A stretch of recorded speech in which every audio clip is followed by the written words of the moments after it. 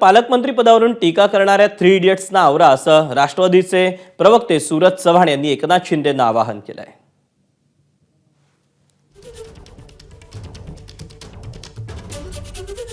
सोबत राष्ट्रवादी काँग्रेस पक्षाचे युवकचे प्रदेशाध्यक्ष सूरज चव्हाण आहेत.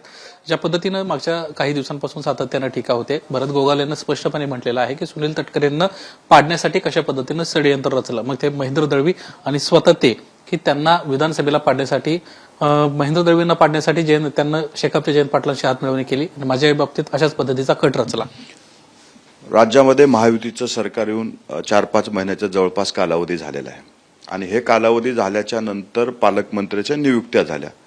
त्यावेळेस भरत सेठला आणि त्या तिघांना जाणीव झाली की आता आपल्यावरती अन्याय झाला आणि तटकरे साहेबांनी आता आमच्या विरोधात काम केले. तुम्हाला जर निवडणुकीच्या काळात तटकरे फॅमिली तुमच्या विरोधात काम करत होतं तर त्याच वेळी तुम्ही आवाज उठवायला पाहिजे होता.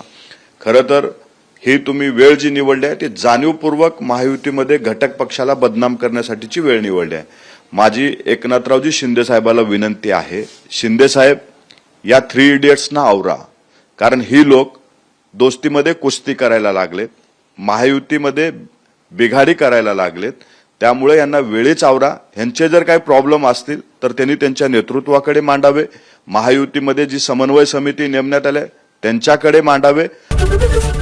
एबीपी माझा, उघडा डोळे बघा नीट.